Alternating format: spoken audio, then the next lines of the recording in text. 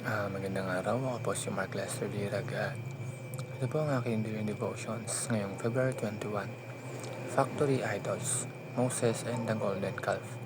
Tinalakay po ni Pastor Russell Ocampo sa 365 Daily Devotions. At ang Bible verse ngayong araw ay galing sa Exodus chapter 32. Sabi po ay, When the people saw that Moses delayed to come down from the mountain, the people gathered themselves together to Aaron and said to him, Up, make us gods who shall go before us. As for this Moses, the man who brought us up out of the land of Egypt, we do not know what has become of him. So Aaron said to them, Take off the rings of gold that are in the ears of your wives, your sons and your daughters, and bring them to me. So all the people took off the rings of gold that were in the ears and brought them to Aaron.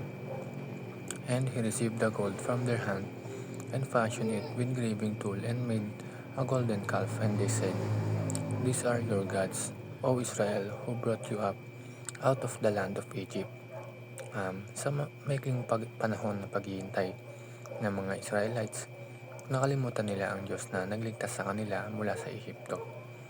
At dito papasok ang ating katuruan. Ang una ay, people are naturally forgetful of God. Kakakita lang nila ng Red Sea na nahati.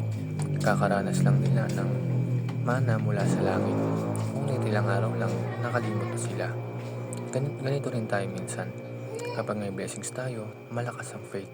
Pero kapag may delay, nagdududa agad tayo. Ang puso ng tao ay madaling makalimot sa kabutihan ng Diyos kapag hindi agad nakikita ang sagot. Kaya mahalaga ang patuloy na pag-alala, remembering His faithfulness. Pangalawa, people tend to invent their own gods. Hindi nila itinanggi ang existence ng Diyos. Ang ginawa nila, gumawa sila ng Diyos na kaya nilang kontrolin. Ang golden calf ay larawan ng Diyos na ayon sa gusto nila. Visible, convenient, and controllable.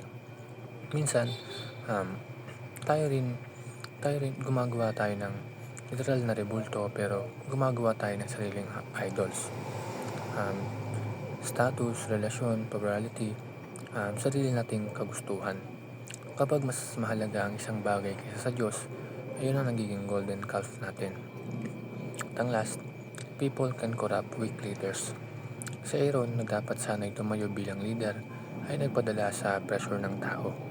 Sa halip na itama sila, sumunod siya sa kanila. Ito ang panganib kapag ang leader ay mas natatakot sa tao kaysa sa Diyos. Leadership requires courage. Hindi pwedeng palaging people-pleasing. Kung mahina ang paninindigan, madaling makorap ng crowd. Yun lamang po.